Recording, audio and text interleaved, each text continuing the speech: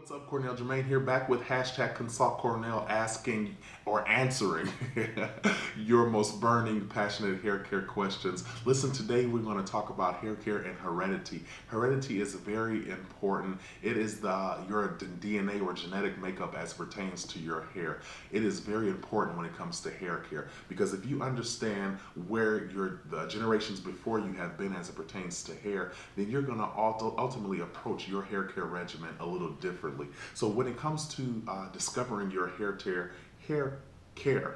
heredity, you want to look at the people before you. It's been said, not proven that I know of. If you have articles out there or something, please send them to me, info@Cornell Jermaine.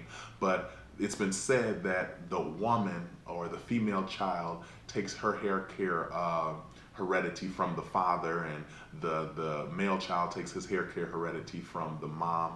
I don't know. I haven't really researched it that extensively, but I do know that the DNA, the chromosomes that come from both of the people, it's a necessary thing to understand, okay, that mama might have this and daddy might have that, so I might need to have myself safeguarded for either way that my hair care journey may go. So if you understand that the people before you, grandma, grandpa, great grandma, great grandpa, if you were privileged to know them, and mama and daddy, even sister and brother, if you understand that they had thin edges, you know what I'm saying, or broken edges, or balding, or hair loss around their edges. I don't know how many other ways I can say it, but anyway, if you understand that they have that around their edges, then you're going to want to approach your hair care journey a little differently. You're not going to want to wear styles that pull your hair out. You're not going to want to or like, well, not prolong, but to encourage that hair care or deficit, in your own life.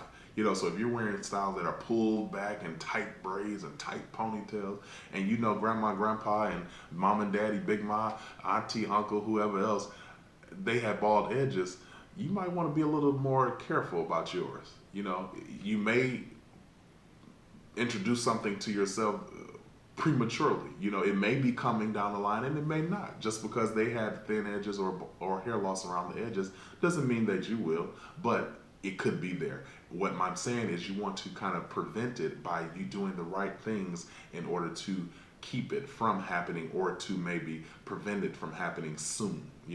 So you want to embrace that, and you want to understand your heredity. If there's a weak spot in your head, I know my father, he had a head full of hair. My grandfather, head full of hair. But I did have uncles who had receding hairlines. That wasn't my father's case, and that wasn't my grandfather's case. However, I got something that my father, had, and he had, even though he had a head full of hair, when he didn't cut it, he liked to wear his hair cut. He didn't wear it like I do, and he actually he hated the way he was like, "What you walking around with all that hair?" But anyway, that's another story. So I was embracing my uniqueness, and I still am. Okay, Dad, thank you. But anyway, he had a spot in his head that was thinning. And not necessarily thinning. That's the wrong thing. It's not thinning. The texture was different.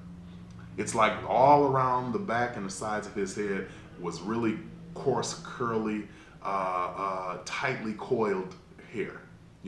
Really soft when you wet it, but the curl and the diameter was strong. But when it got to the top of that head, the curl was a little bit looser, and to the touch, the hair was a little bit softer. And I've noticed as I'm aging that the same thing happens to me. When I shampoo my hair and style my hair, I notice at the top of my head, right in that crown top, the hair is a little softer. It's not thin, because thinning wasn't the issue. The texture, the different texture was the thing. So the hair texture began to change. And when I talk to people in my family, like some of my dad's sisters and aunts and stuff, like my aunts and stuff like that, they told me how my dad's hair was when he was young. His hair was nappy, all that kind of stuff. How family does. And they say, but as he aged, his hair got good. They said the same thing happened to daddy. So I've come to understand that my hair is getting better. Aged wine, it only gets better with time. My hair is going to get better as I age. Thank God for that that genetic makeup or that hair care heredity. Because if it was anything else, I don't know how I would approach it.